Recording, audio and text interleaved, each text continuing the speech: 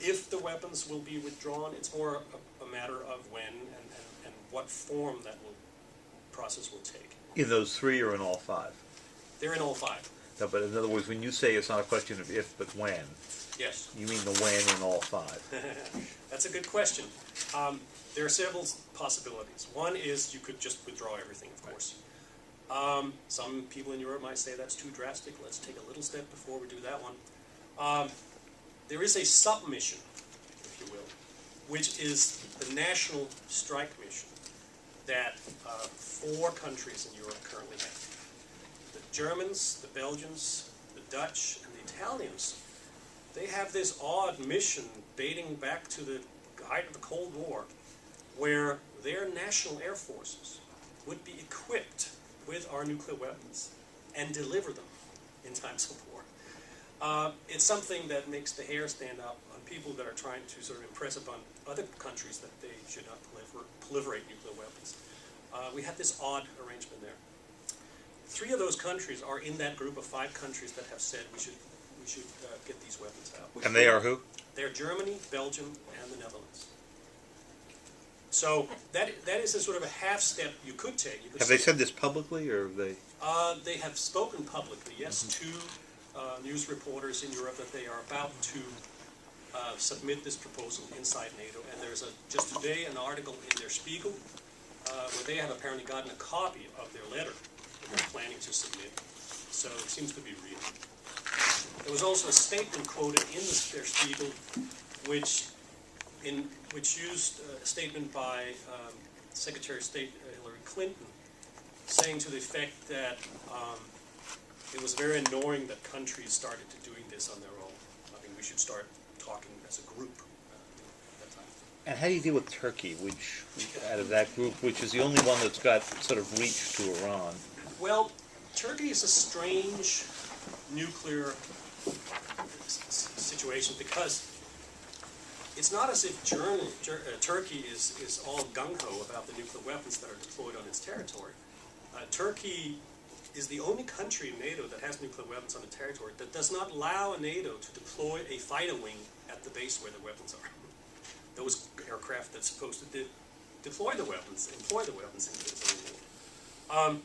But Incirlik in Turkey is one of the 2 larger bases in terms of numbers of weapons. The other large one is Aviano in northern Italy.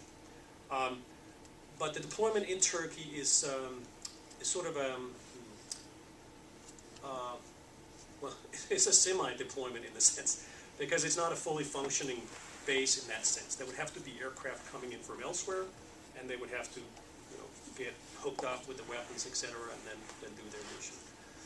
There have been rumors, partly also because of the Congressional Posture Review, that Turkey is very concerned about an idea of pulling the weapons out because of their proximity to Iran. But that very much depends on who you talk to in Turkey. You can hear both things.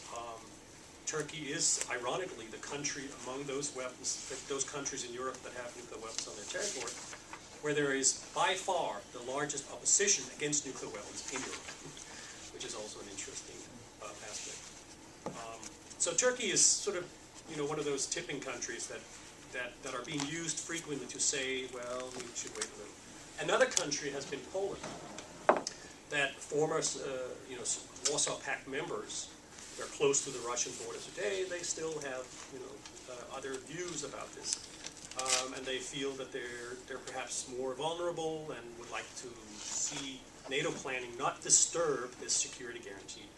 But of course, extended deterrence is not just nuclear extended deterrence.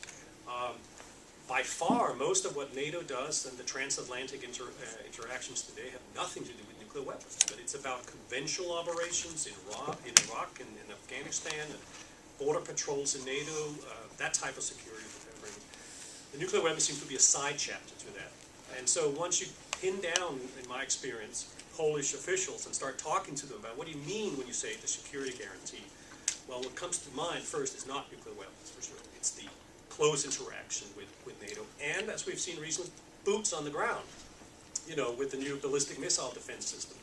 They want U.S. troops there so that there is an actual link. That's the type of thinking they're doing.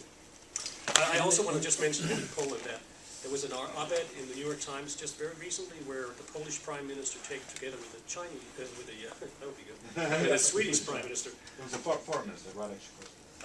or the Foreign Minister, made an article where he said that they were in favor for a reduction and eventual elimination of tactical nuclear weapons.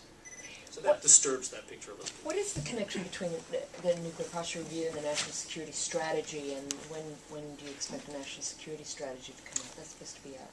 It tends to come out later. The National Security Strategy. It does. It tends to come out later when they're trying to sort of collect everything they have and coherently.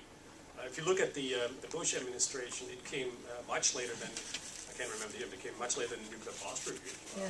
Isn't that kind of backwards? You might say it is. But the nuclear war plan that's currently in effect, of course, is based on guidance that was issued by the White House in 2001 and 2002. It's almost a decade old. The Obama administration has not issued any guidance on this issue to the strategic war planners. So this is still a sort of a fresh, clean page, so to speak, where you can really hopefully make his mark. In the case of Iran, we've seen recently this, different